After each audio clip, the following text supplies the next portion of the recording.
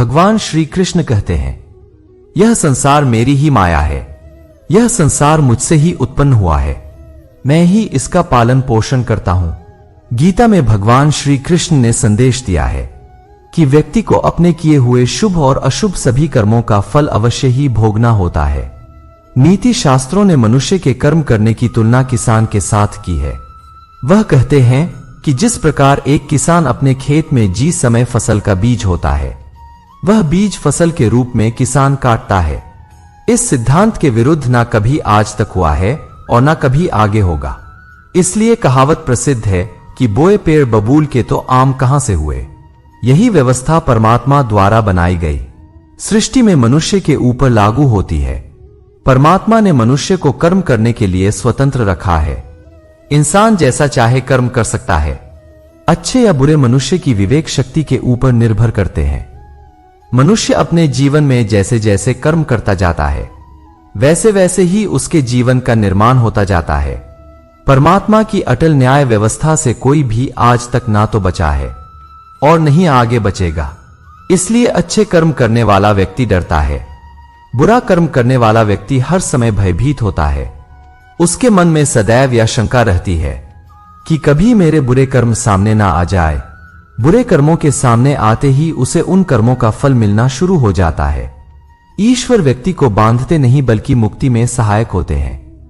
भगवान यदि कह रहे हैं कि कर्मों और कर्म फलों को मुझे अर्पण कर दें, तो इसका मतलब भगवान हमारे कर्मों और फलों की आजादी पर अंकुश नहीं लग रहे हैं, बल्कि कर्म करने की सही विधि से हमको सिखा रहे हैं, जिससे कर्म भी हो जाए और वह कर्म हमें परेशान भी ना करें। हमारे शास्त्रों में कहा गया है कि व्यक्ति जिस प्रकार का व्यवहार समाज के प्रति करता है, उसके प्रति भी वैसा ही व्यवहार करना चाहिए। जो इंसान हमारी संस्कृति, सभ्यता और धर्म का ही नाश करने पर तुला हुआ है, ऐसे दुष्टों का तो वध कर देना चाहिए। वेद में लिखा हुआ है कि जो मनुष्य जिसके साथ जैसा व्यवहार करें, उसके प्रति वैसा ही से व्यवहार करना चाहिए। यह धर्म है।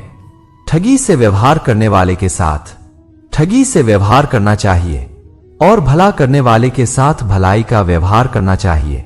इस प्रकार शास्त्रों में, वेदों में दुष्टों की निंदा की गई है और यथापूर्वक व्यवहार करने का आदेश दिया गया है।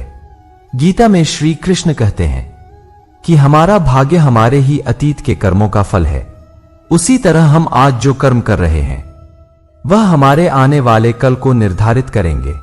इसीलिए हमें हमेशा अपने कर्म अच्छे रखना चाहिए, ताकि हमें इसका फल भी अच्छा ही मिले।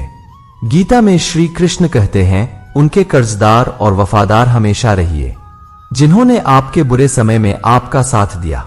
अंजाम की खबर तो कर्ण को भी थी, लेकिन बात तो मित्रता निभाने की थी। श्री कृष्ण कहते हैं, शांति, सौम्यता, मोहन, आत्म संयम और पवित्रता, ये पांचों चीज मन को अनुशासित करती हैं। हर व्यक्ति में यह सारे गुण होने चाहिए, तभी वह सही मार्ग पर चल सकता है। गीता में कहा गया है कि आप किसी का भाग्य नहीं बदल सकते, लेकिन अच्छी प्रेरणा देकर उसका मार्गदर्शन तो कर ही सकते हैं। श्री कृष्ण के अनुसार जीवन में कभी मौका मिले तो सारथी बनना, स्वार्थी नहीं। अहंकार मनुष्य से वह सब करवाता है जो अंत में उसी के विनाश का कारण बनता है। इसलिए मनुष्य को जितनी जल्दी हो सके अपना अहंकार त्याग देना चाहिए।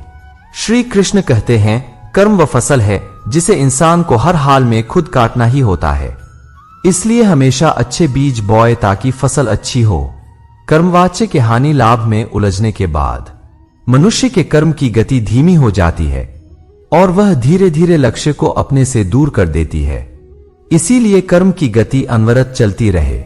भगवान कृष्ण ने अर्जुन को यह महान संदेश दिया था कि आप चिंता किए युद्ध करते रहो। कौन हारेगा कौन जीतेगा यह सब काल परिस्थिति के आधार पर अपने आप तय हो जाएगा। यही बात हमारे जीवन में भी पूर्ण रूप से लागू होती है।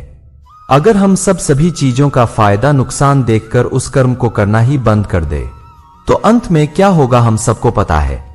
कोई भी प्राणी और वास्तु इस संसार में अजर, अमर और स्थायी नहीं है। यह सब जानते हुए भी हम सब कर्म क्यों करते हैं?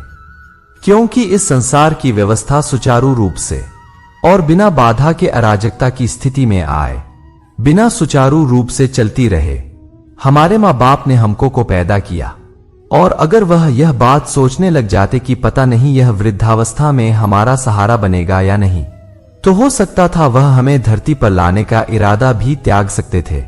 लेकिन उन्होंने अपना कर्म किया और फल ईश्वर के हाथ में दे दिया, तभी हम धरती पर आ पाए, और ईश्वर चाहे गए तो हम उनकी अच्छी सेवा भी कर पाएंगे। गीता के अनुसार पुनर्जन्म भी होता है, हम भूल जाते हैं। एक बैल कितना भी परेशान हो जाए वह अपनी मर्जी से मर भी नहीं सकता, जो भी किया है भोगना ही होगा। किसी ने बहुत अद्भुत बात कही है कि अगर आंखें सचमुच हमेशा के लिए बंद होने से पहले खुल जाए तो जिंदगी सुधर जाती है। दोस्तों, अगर हम कुछ कर्म ही नहीं करते तो हमारा जीवन ही व्यर्थ है, और हम मेहनत से काम करेंगे तो उसका फल जरूर मिलेगा। दोस्तों, कर्म को कहानी के माध्यम से सुनते हैं। एक बार किसी गांव में एक किसान अपने परिवार के साथ रहता था, और उसकी पत्नी और वह बहुत ही नेक विचारों के इंसान थे। उनकी एक बेटी भी थी जो कि अपाहिज थी। किसान और उसकी पत्नी दोनों ही अपनी पुत्री को अपाहिज देखकर बहुत दुखी रहते थे। उन्होंने अपनी बेटी के पांव का इलाज भी करवाया, परंतु कोई फायदा नहीं हुआ। इसीलिए किसान और उसकी पत्नी दोनों अपनी बेटी की सेवा करते थे, उसके पैरों की मालिश करते हैं, उसे अपने हाथ से खाना खिलाते थे। किसान यह सोचकर परेशान रहता था, उसके बाद उसकी बेटी का क्या होगा, उसका ध्यान कौन रखेगा। किसान के गांव के पास दूसरे गांव में एक प्रसिद्ध संत महात्मा रहते थे। किसान अपनी पत्नी के साथ उन संत महात्मा की सेवा करने जाते थे और उनके उपदेश सुनते थे, और वहां पर आए हुए लोगों की सेवा करते थे। एक दिन जैसे ही महात्मा जी का प्रवचन खत्म हुआ, किसने कहा कि महात्मा और मेरा परिवार आपकी और लोगों की बहुत सेवा करते हैं, कभी किसी का बुरा नहीं करते और अहिंसा के मार्ग पर चलते हैं और सच्चे मन से भगवान की पूजा अर्चना करते हैं। फिर भी हमारी बेटी अपाहिज क्यों पैदा हुई, उसे अपाहिज देखकर हमें बुरा लगता है। किसान की यह बात सुनकर महात्मा ने अपने नेत्र बंद कर लिए और कुछ समय बाद वापस नेत्र खोले और कहा कि मैंने तुम्हारा पूर्व जन्म देख लिया और यह सब तुम्हारे पूर्व जन्म के पापों का फल है। पूर्व जन्म में तुम अपनी पत्नी और बेटे बहू के साथ रहते थे। तुम्हारा बेटा नगर के बाहर राजा के यहां नौकरी करता था, और पिछले जन्म में जो तुम्हारी बहू थी वही अब तुम्हारी बेटी है। तुम्हारे घर में एक गाय भी थी जिसकी तुम बहुत सेवा करते थे, लेकिन अपनी बहू के साथ तुम्हारा व्यवहार बहुत गलत था। तुम सदा अपनी बहू को बहुत परेशान करते थे और उसे खड़खोटी सुनाते थे। तुम्हारी बुरी बातें सुनकर तुम्हारे बहू बहुत परेशान थी, लेकिन फिर भी वह कुछ भी नहीं बोलती थी। एक बार की बात है, वह एक दिन सहेली के साथ मेला देखने चली गई थी। वापस आने पर तुमने गुस्से से एक डंडा उसकी तरफ फेंका, जिससे उसके पैर की ही हड्डी टूट गई और वह एक पैर उठाकर चलने लग गई, और पूरे जन्म में वह परेशान ही रही, लेकिन फिर भी वह कुछ नहीं कहती थी। इस जन्म में तुम्हारी बेटी तुम्हारी वही बहू है, झूठ जो अपना हिसाब पूरा करने के लिए आई। जैसे तुमने उस जन्म में रुलाया था, वह इस समय तुम्हें रुला रही है। हालांकि तुमने गाय की सेवा की थी, जिसके कारण तुम्हें इस जन्म में बुद्धि निर्मल मिली है। तुम्हारा ज्यादा बुरा नहीं हुआ, तुम्हें अपने कर्मों की ही सजा मिली है। इसलिए हमेशा अच्छे और नेक कर्म करने चाहिए। दोस्तों, यह वीडियो यहीं पर समाप्त होती है। मैं आशा करता हूं आपको यह वीडियो जरूर अच्छी लगी होगी, और ऐसी ही वीडियो को सुनने के लिए चैनल को लाइक और सब्सक्राइब करें। मिलते हैं अगली वीडियो में। जय श्री कृष्णा।